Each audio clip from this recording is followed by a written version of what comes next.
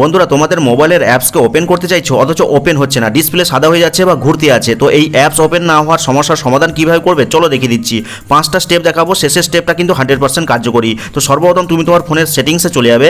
সেটিংসে গেলে কিন্তু অনেকগুলো অপশন পাবে, কিছুটা নিচের দিকে যাওয়ার পরে একটা অপশন পাবে যেখানে লেখা রয়েছে অ্যাপস, তো এখানে ক্লিক করবে। তোমাদের হয়তো অ্যাপস ম্যানেজার বা ম্যানেজ অ্যাপস নামে অপশন থাকতে পারে, ওখানে ক্লিক করবে। আর ক্লিক করলে কিন্তু দেখো এখানে কিন্তু দ্বিতীয় নম্বরে একটা ম্যানেজ অ্যাপস নামে অপশন রয়েছে, তো এখানে জাস্ট ক্লিক করবে। আর ক্লিক করলে কিন্তু আমার ফোনে যতগুলো অ্যাপস রয়েছে সেগুলো কিন্তু এক এক করে শো করবে। আর যদি খুঁজে না পাও তাহলে এখানে এই সার্চ বারে এসে সার্চ করে দিবে। তো আমি এখানে ফ্লিপকার্ট লিখছি, তো ফ্লিপকার্ট অ্যাপসটা ওপেন হচ্ছে না, তো এখানে ক্লিক করার পরে এরকম ইন্টারফেস চলে এসেছে। তো সর্বপ্রথম কাজ কি করতে হবে দেখো, এখানে কিন্তু ডেটা ইউজেস নামে একটা অপশন রয়েছে, এখানে জাস্ট ক্লিক করবে। ক্লিক করার পরে দেখো এখানে mobile data, wifi, background data, এই অপশনগুলো কিন্তু তোমাদের যদি অফ থাকে তাহলে কিন্তু অ্যাপসটা ওপেন হবে না, তাই আগে এগুলোকে সব অন করে দিবে। অন করে দিলে এরপরে ব্যাকে ফিরে আসবে। ব্যাকে ফিরে আসার পরে দেখো নিচের দিকে একটা অপশন রয়েছে যেখানে লেখা রয়েছে ক্লিয়ার ডেটা, তো এখানে জাস্ট ক্লিক করবে।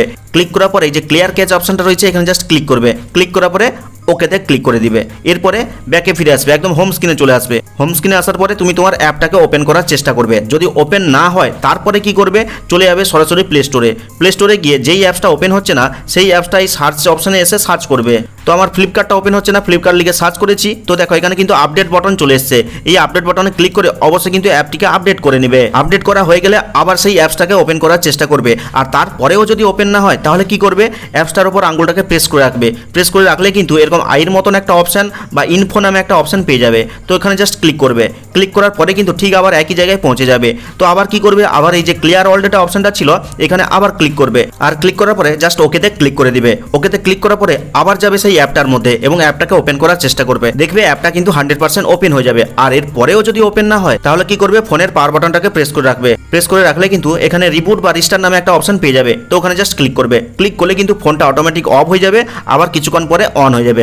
আর অন হওয়ার পরে অবশ্যই তোমার যেই অ্যাপসটা ওপেন হচ্ছিল না সেটাকে একবার ওপেন করার চেষ্টা করবে। দেখবে 100% কিন্তু তোমার ওই অ্যাপটা ওপেন হয়ে যাবে। আর এই কয়েকটা স্টেপ ফলো করলে কিন্তু তোমাদের মোবাইলের যতগুলো অ্যাপ ওপেন হচ্ছে না সবগুলো অ্যাপ কিন্তু 100% ওপেন হবে। তো ভিডিওটা দেখে হেল্পফুল মনে হলে লাইক করে চ্যানেলটিকে সাবস্ক্রাইব করবে, কমেন্ট করে জানাবে কেমন লাগলো আজকের এই ভিডিওটা। তো দেখা হচ্ছে পরবর্তী কোনো এই ধরনের হেল্পফুল ভিডিওর সাথে।